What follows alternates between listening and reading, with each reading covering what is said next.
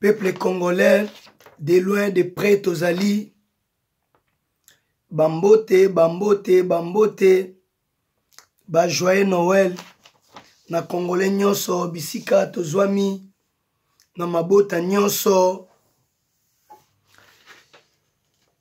Topamboli nzambe. Ozali maître ya batampe ba circonstance. Tomataki train oyo batu ebele. Mingi bakiti na nzela. Ne mingi baza na kati ya train bazo kende. Toyebi te 2019 oyo nanu tokoti yango te. Tokota yango kala mingi tawa. Toyebi te banani su bakokita na nzela. To na ebandeli, to na katikati, to na suka. Mais tozo senga mawa ya nzambe ezala. Na congolais nyonso. Na bapasi nyonso mboka eza komona. Kumisama Jésus Christ. Kumisama le Très-Haut. Kumisama l'ancien du jour. Kumisama roi des rois. Oazako dominé pour l'éternité d'éternité. Bamboka msusu bazana ba Noël. Mais biso moya au fêter Noël ezate. Parce que mboka ezo traverser moment moko tyrannique horrible. Oui, okoyiko tia eloko mona munoko. Okoyiko mela mwa eloko moko ya sukali. Mais soko kanisi ndenge mboka ezako vivre. Ndenge bandeko bazo benga. Biloko emati lisusu makasi koleka. Bamisusu bazo banga pona le 30 kozala ndenge nini. Yango wana biso elike na biso ezali pa ya nzambe. Po alobi nous sommes plus que vainqueurs. Elike na biso ezali pa ya Jésus Christ. Po alobi si Dieu pour nous qui sera contre nous. Elike na biso ezali lisusu pa ya Jésus Christ. Po alobi ba o tout bazana mikumba ba na ngwe pai na ye. Ya kopesa biso repos. Ya zaka na projet à bonheur. Oya forma po na biso eno ya malheur. Plan moko te ya diable kokokisama na vie na Congo RDC. To na ba congolais nyonso kasi plan ya nzambe nde ekokisama. Po ezala va indépendance na après indépendance congolais na vivre na kimia te, na vivre na liberté te. Makila ya peuple congolais a ko sointe lokola matanga ya mbula mikolo nyonso. Toyebi te combien bakufi lelo na bopito pona manka médicament. Combien bakufi lelo pona kozangelo kakolia. Combien ba piqué crise na ba AVC pona penser le qui trop. Combien bazana ba salle d'op na ba prison ba innocent. Nzambe kitama ona yango to pambolio. Avec Dieu, nous ferons des exploits. Malgré 12 millions de morts, plus de 5 ou 6 millions de déplacés de guerre. Nzela ezate, misala ezate. Salaire, il y a ata mukie, ata 2 ou 3% wa Congolais basalaka. Si 90 millions ou 80 millions et quelques d'habitants. Ata au salaka, on a salaire nini. Est-ce que salaire on est au zombon on a les premiers ou les 31? Est-ce que on comme soit les 7 à Pamba? Lukuta. Vinini. Courant ezate, maille ezate, tout eza ya pasi. Yango to pambolio, toza la kondima koza nzambe. Toza mboka liboso te na monde to traverser ba pasi oyo. Mais toza la kondima ke yo papa okosa la différence. Bolimbi si bandeko. Si j'ai allé les ali par rapport ya ba rimer o tozo yoka église catholique.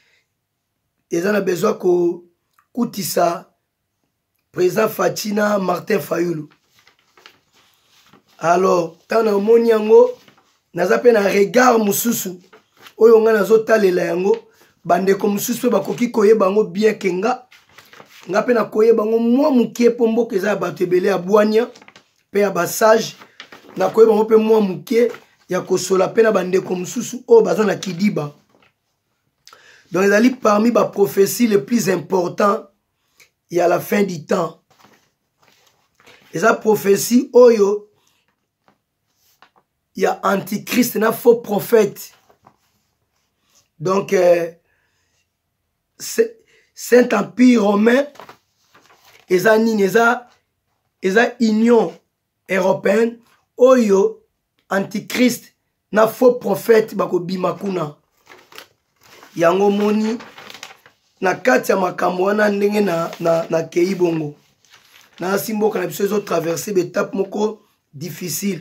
Pourquoi na ke nango bongo na ke nango na sens je crois tomonaki bamikolo ebele elekaki awa église catholique babimisaki bato basalaki bamarche bato bakufaki bazalaki mpe mobilize na ye awa te mpo na kocontre bango mais na ye kaka nde nayaka mpo na vérité.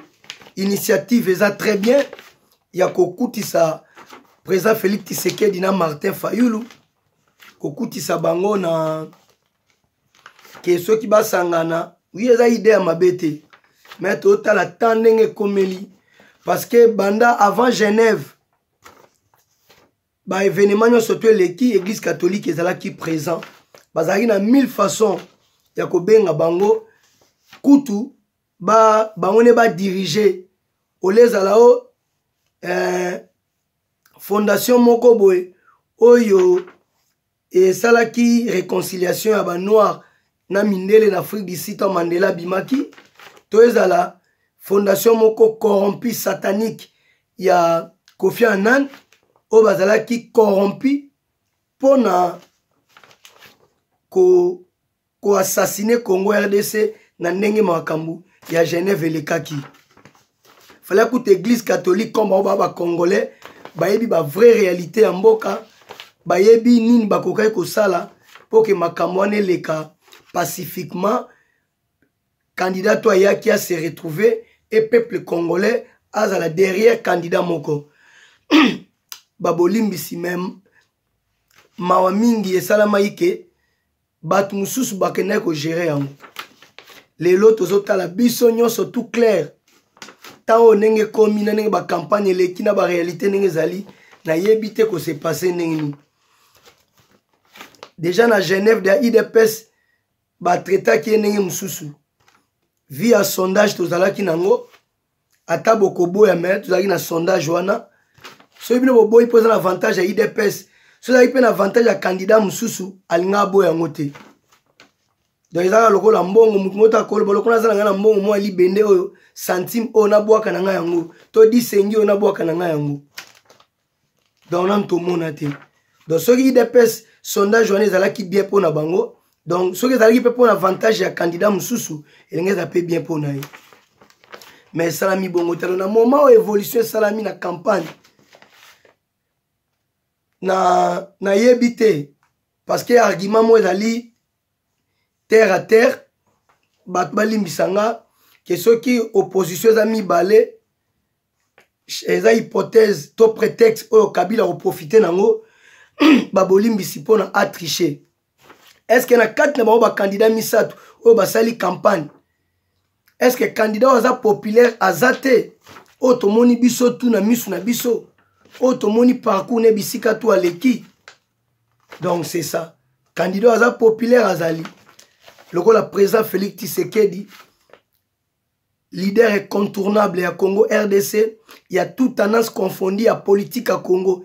Et à la côté à criminel Joseph Kabila, et à la côté il y a vraie opposition, na faux opposition, où il a eu entouré ba vrai opposant na Genève.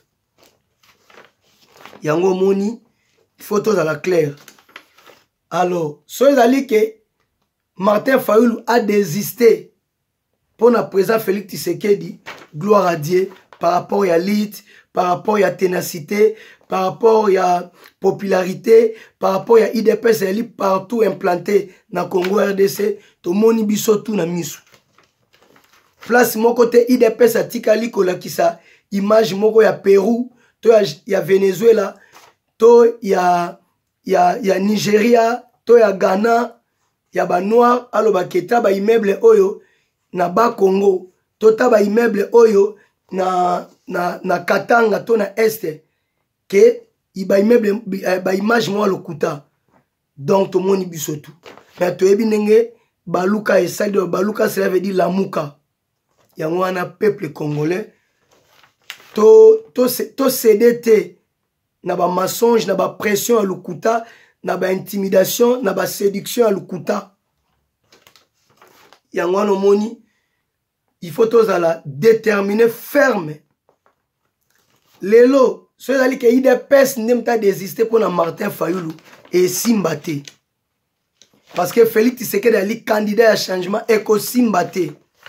Alors tant nalobi église catholique na otuna normalement église catholique kosangisa eza mabe te mpo napesi ma prophétie oyo napesi yango parce que na bémission mosusu nasalaki ya liboso nalobaki ke église catholique makambo baosala wana ekopesa vraiment te makambo wana ekokatana oyo babimisaki bato na nzela mpona bamarshe ekokatana parce que église catholique mpe aza na kati ya gouvernement mondial ya antichrist.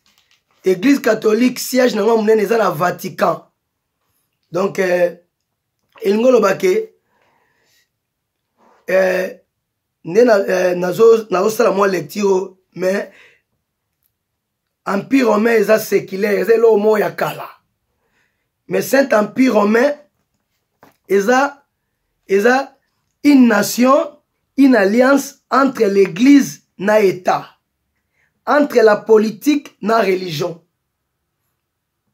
Pour na lobi bono église catholique eza na kati ya politique. De l'église catholique a joué un rôle moko politique. Baboli misna baneli susu. Mais dans Saint-Empire romain, ils ont représenté les lots na Union européenne. Pour nous parler sérieux vraiment na profondeur. Donc, Empire romain, tout Saint-Empire romain, nous représente, ils ont mon côté Saint-Empire romain, na Empire romain, mais ils ont presque moi biloko, ils ont presque moi biloko moko. Et les lots ils ont représenté en l'Union européenne, donc et ça mis na forme, na fond, mais va changer comme ba combo quoi. Donc ils ont eloko wana, ils ont une union, une alliance entre l'église na état, entre la politique na religion. Donc la kati ya église catholique eza pe na politique. C'est pour cela au monde makambo ebele église catholique azwaka part. Donc ebotama na l'an 800. Tangu pape Léon III a couronaki premier empereur Europe Charlemagne. A couronaki le 25 décembre de l'an 800. Mukolo anande Bolimbisi bandeko. Tangu pape Léon III a posaki couronne na mutu ya Charlemagne, à partir ya jour wana Saint-Empire romain a komaki ko dominer na bisika mingi ya mokili pendant 1000 ans. Bangone baza dernier empire romain, oyo empire romain oyo bako dominer na suka ya mokili. Donc église catholique a un avantage à makasi. Na etsande komo ya journaliste to sala ka ba émission na e na ba vidéo na msu ya kala ba o balanda nga ba yebi. Donc na ba ata église catholique bandeko na biso, ba papa na biso, ba kulutu na biso, lokola ba papa Mosengo asali ba preuve moko ya makasi na mboka comme azape opposant ke alinga makamba ya ba régime dictatorial te o eleka na mboka na biso banda Mobutu ti lelo abundela rango wana vraiment bravo. Na o basalaki dernièrement abimisaki batu bravo. Mais tolobaka babimisa batu pourquoi? Quelque part babimisa batu pour la décrispation. To batu azo kufa pour la décrispation. Donc to mona ki yango moins clarté na démarche wana. Et na etsaka ndeko wana na lobi na ye. Siko bango bazo bimisa bango ne bazo bimisa batu. Ce qui église catholique Vatican disons a décidé que marche au sala malisusu te batika. Est-ce que ba au sala yango esalami? Po foko mituna ba marche bango basala ki suite nango esuka ndenge nini e balobaka bakozongela banda wana ti lelo. Est-ce que basala so activité mususu? Non. Elingolo bake Vatican aboya ki po Vatican na Union européenne eza loko moko parce que antichrist azali homme politique faux prophète azali homme spirituel. Donc oh Bible dit la bête que j'ai vue était semblable à un léopard, ses pieds comme d'un ours, sa gueule comme des lions. Les dragons lui donna sa puissance, son trône une grande autorité. On est dans l'Apocalypse chapitre 13 na verset 2. Soit ok côté na Apocalypse chapitre 13 na verset 11 à 12. Bazo parler si faux prophète. Yende mutu azan influence koleka ba homme spirituel nyo sur la planète. Yende mutu ko influencer monde après 3e guerre mondiale, je crois, ou avant 3e guerre mondiale. Je crois après 3e guerre mondiale que monde mobimba endima que monde momendima antichrist. Donc antichrist ali homme politique, faux prophète ali homme spirituel. Yangono moni que ce qui déjà Europe et telemeli et ici pape appelle sa mot d'ordre était papa appelle sa mot d'ordre était. Par exemple, dans les belé, tout comme on a Mikolo yo, nenge Louis Michel, libéraux belge, nenge dans le parlement na bango, azo telemelake, ba lever embargo ya Shadari. Bomonaki kulutu na biso, to papa na biso Paul Sampu, nenga telemelaki, bravo encore nae, nzamba pesa ye longue vie, ba joyeux Noël nae papa Paul Sampu. Et Louis Michel a comment il a niveau au lobake. Embargo sanction ekosala elo côté mais bachaki yango pourquoi kaka pona ko endormir peuple congolais yango ano monike ti lelo activité à catholique moyen se passer bien ezate parce que catholique akosala makamwa na ndenge na été donc naza clair na balangage nanga alors soki totali ba dirigeant oyo bazalaki ko diriger Saint-Empire romain to ko gouverner yango bazalaki toujours na cohabitation. Les dirigeants politiques venaient toujours d'Europe et dirigeants spirituels bazalaki chaque fois originaire ya Italie. Et ça chaque fois ezalaki chaque fois cohabitation ya dirigeants politiques na dirigeant spirituel. Naturellement, dirigeant spirituel, ezalaki pape, ya église catholique. On est dans l'an 800. On est dans l'éloté. C'est pour cela que Tobotama Tokuta église catholique, barenya 1000 ans. Na ba étandi ebele à monde. Baza implanté partout na ba fin fort ba village. Ba koma kuna ndenge ni. Ezeloka osagana moté. Et la première partie politique. Même lelo, pourquoi même lelo ba mosengo, ba mbori wana kutokota, bande comme suis à catholique, même ba sali yango na souci à congolais, ba sali yango na souci à peuple congolais. Mais avant comme à cardinal, to va comme à pape, to avant comme à pasteur, il faut pas prier lo ba introniser, ba bonde la pona yo, place aux qui serviteur de Dieu na église quelconque. Omi comme ça na yo monte c'est pour ça toi na ba dégâts et belé lelo, moutouan s'autoproclamer pape. Non. Pape, Paul a fait 14 ans pour nous prêcher bonne nouvelle. Yango monique avant que comme cardinal, a comme pape, a comme abbé, ils ont une cérémonie moko spirituelle ko salama. Ils ont une alliance to ba pacte. Ko trahir te même na ba secte to na ba science occulte o eza na mokili. Donc c'est ça. Mosengo akoki koloba, mboro akoki koloba, basango tu ya Congo bakoki koloba. Mais l'alliance ba signa ezo permettre bango te baloba ke non solo bino kamso ko kufa. Donc c'est ça. Yango to mona lelo que silence est une église catholique. Toloba nini? Pape François aza mutema malamu koleka Pape Jean-Paul II to mutema malamu koleka Benoît XVI. Pour les avant indépendance to après indépendance ba pape bazala na Congo et bazala na monde na Italie na Europe. Mais loko moye salamate. Eza kaka soki passe ezali soki bakufi kana Congo te partout dans le monde to sambela pona bango. Et c'est tout.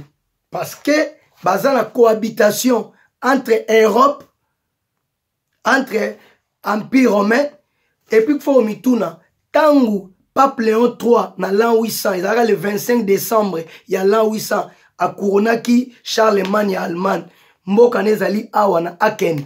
Quand à Couronaki est, pourquoi tant a posé couronne na mutunae, a komi koreni? Et l'okoni na tchaki na mutunae, pour comme koreni. Il y a un peuple congolais, faut tout comprendre. Pour na lobi bongo, bisoto nyoko mi trop likolo ya la communauté internationale. Est-ce que voix au basaleli lelo bakoka ko négocier na biso que congolais za na tête mboka bazo ba richesse kande bazo katoyo kana mais congolais akufa te mais basali nini bayebi que soki toyokani bongo baoza na contrepartie à retour faut bazo que c'est pas na biso soit to exiger bango boso la biso banzela botia so ba infrastructure bosa la biso ba école ba emploi boina bo pop no bozo richesse na biso lokola ba boy ko futa nde ba utiliser ba rwandais na sens que mubulu ba congolais ba kufa bazozo biloko na biso na nko po ba futa te yango nezo sala malelo alors eloko mo esalenga pasi na moni président Félix Tshisekedi na top Congo lobi ba koma kisoki butembo te so place mboka mo boteka ya est wana ba yuti ko sala campagne meeting na bango bandi ko keni po keni mboka wana ba soda congolais bazo sécuriser bango ba bisi bango ke biso to suki awa na coin moi to le kakuna ezate et faire révolter nga danger moi ba le kakuna te na ndenge nini o biso to suki awa kuna eza milieu moko zone moko rouge soki to leki donc na bango ba soda na bino to rodae biso to na makasi ya ko sécuriser bino te biso to suki awa so bolingo mise en charge bo kende bino moko. Donc c'est très grave ngolo banini kuna e koma pays mususu soit avant to o le kanzela na fozo visa to ozo laisser passer to ozo na mukonzi mo za kuna opesa mot d'ordre ba ya ko zwa yo po leka kuna yo moko mo leka ezate même place yango ezaka na Congo RDC parler ngolo banini et soit place on eza place mo eza na minerai o ba baza ko exploiter balingi ni voiture leka ni ngungi ni mpese ni mpuku ni filmage ni photo ni témoin donc so kei kuna babomio na kati ya mboka na biso est-ce que tokolo ba ke to fanda na veni moko koto balo ba ke bato ba fanda na veni wana baza droit leka na balabala simate to na communauté salama wapi na mboka nini kana Congo RDC ça très révolté na likambo wana et la communauté internationale ba yebi yango mais biso to vivre boeti quand yango no moni ke démarche ba mosengo na ko yoka tana lobi bongo na lobi tepo atoyo boy eza point de vue à Bogis mais avo boy yoka pe Bogis réfléchir tana nous passe yo eza na mboka so Martin Fayulu a commis président aza obligé dans 2 ans à organiser les sous ba élection net ba violer constitution ba organiser ba élection donc pas si au Congolais au mona ba lukana la muka ba yebi yangote et lelo ba bandimi machine à voter tam su tokolo ba élection bon to exemple que Félix Tshisekedi a zuité aza mutu pas de problème so Martin Fayulu a c'est bon pour toi on a besoin de changement Kabila kende to lo babongo mais bon raisonner nan pendant que kosala mabongo qu'est-ce qui se passe? Martin Fayulu libosa lo ba ke bo voter te. Soki bo voter te, bo kende bo tumba ba machine. Yango na sala ki campagne na net na ba este kuna ti ba kisangani. Après so bo ke bo mema papier. Siko lelo to komi peme na élection les 30. Eza l'élection we kozala, to élection we kozala te. Par rapport ne to otala. Que Kabila zolinga ko organiser l'élection te bande konanga parce que Martin Fayulu est-ce que zongi li susu na est kuna la kisangani ko expliquer batu ke bo voter na machine est-ce que zongi kuna non par rapport à la communication toza nango eza raté que on voilà ba biso to sel publication à rapport toza na ba wifi mais na Congo kuna oui c'est bon mais tout le monde a na pouvoir ya wifi te. Donc, le message est passé. C'est très grave. Et même si vous allez prendre avantage, il y a le président Félix qui nous a passé. Il est déjà aussi intoxiqué. na ide ba intoxiquer batu mususu bande ko na biso mususu pour na changement pour na ba boycotter élection et lelo bandimi machine peuple congolais a passe comme on mboka ndenge tozali ndenge zo kendeli et bango souci na bango ezali to kende transition Kabila lisusu azala na mutu ya mboka donc to kende transition Kabila lisusu azala na mutu ya mboka yango moi pona cardinal Mosengo c'est bien bon na moni cardinal Mosengo faut ba sangana eza idée ya bien mais eza lisusu bénéfique pour l'instant point de vue na ngai yango te point de vue pe ya bato ebele musuku tatindeli ngai message oh moni voilà à la grand frère nanga oh voilà Félix a désisté d'avantage il y a Martin Fayoulou pour communauté internationale bango aussi bandimi Martin Fayoulou pour bazolinga sko ba convaincre Félix ah to mo ça ba comédie to ça ba comédie quelle différence entre Genève na voix au catholique alinga ça différence ezani idepes eza mandala la te bozu yango na feti bozu yango na matanga na sima bobwaki yango idepes eza shingom te bokamati bole yango sikre sil bobwaki eza bonbon te ole yango pa kozwi nzete nango bwaki te posa na biso idepes ezwa mboka pona changement c'est ça tango Mosengo lobi bongo toyoki mais maman Marthe abeta sonnette alarme awa aleka na TV5 na France 24 si je trompe pas na se trompe te pour la combo ya chaîne était sur la qui France 24 to TV5 sur la bosanité maleka ki to yebi biso tout que mutamutema mawa muta ozana volonté à s'impliquer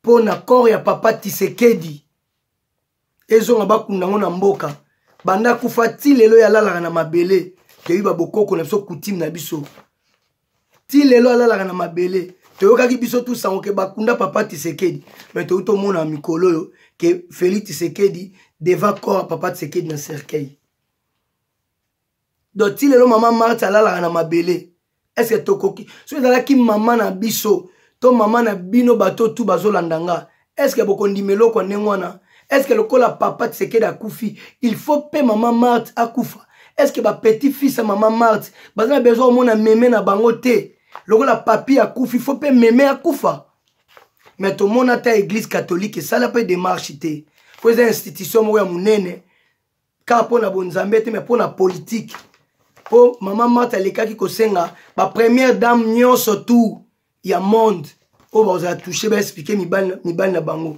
Tout le monde a été Kabila a raison, il dépêche et marcha ke bimisi mubule buki biloka batu.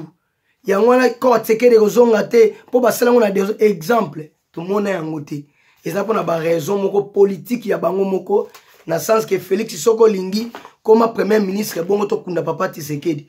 Mais Félix a boya ndima ko crucifier ko boma lisusu papa Tshisekedi mbala mibale batu balimbisanga na langage wana. Ya li façon ya kolakisa ndenge nini Félix aza constant et na kati ya makambo wana église catholique pa kokosa la démarche wana mais asala yango te pona ko s'impliquer parce que soki ezalaki ke Tshisekedi ndenge azali wana est ce que baliwa ba congolais nyonso tu bakanga yango mais Tshisekedi aza peka lokola congolais nyonso te biso tout oza ba Joseph te biso tout oza ba Nelson Mandela te biso tout oza ba président biso tout okoma ba président na Congo te biso tout okoma ba premier ministre te to ba ADGT chacun de nous aza na place na yo nzamba tchaye fozala yango yaza Tshisekedi po so azalaki mutu pamba ba corps bana Congo bana na mona ba corps ebele kufa na poto ezonga nango facilement pourquoi ka yaye bakanga yango pourquoi ka yaye batelemela yango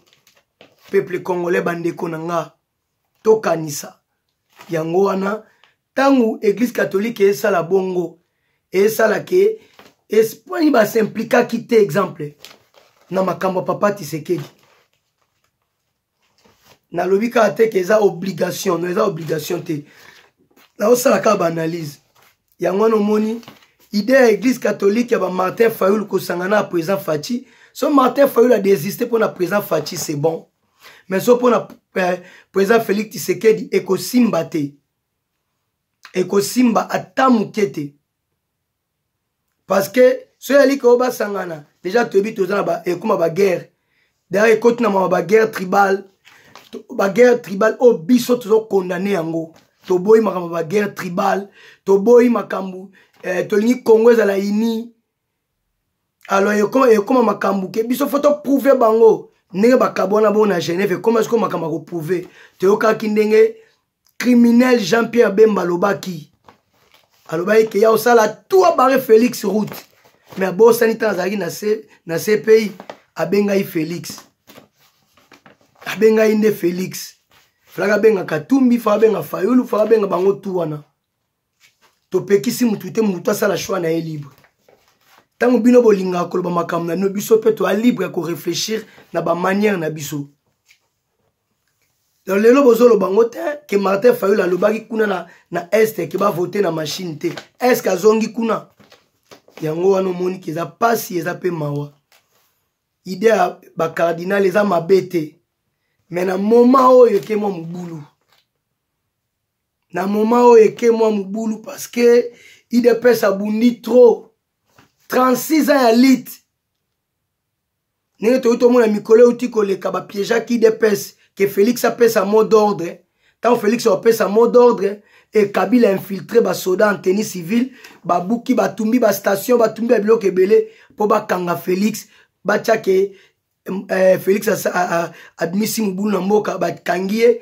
ba tche état d'urgence entre temps tozawa ba nenge ba kosela bana ba makambo ya IDPS misu ba kateli bango lelo ba 20 ans ba 15 ans ba 10 ans ba 25 ans na makambo lokuta akamwina sampu oyo ba jeune bato bazalaka misusu kutu misusu kutu na vina bango to bango nyonso tu ba komona bango na kasaite dans yebi kutu kasaite misu petam so akena mbala moko rarement mais lelo ba na ba prison ba 15 ans 20 ans 10 ans nanya ngo aza ko défendre bango à part IDPS yemoko po biso to yebi kake il faut to ba ke Rossi Chimanga mtakufi pona Congo Amatungula kufi pona Congo Shebea mais bataba IDPS na bakanga bango na oka opposant moko te alekaka loba pona bango bakanga bango mais tant ba bundaka tant ba combat ezaka makasi biso tout ozelaka IDPS a manifester nengeni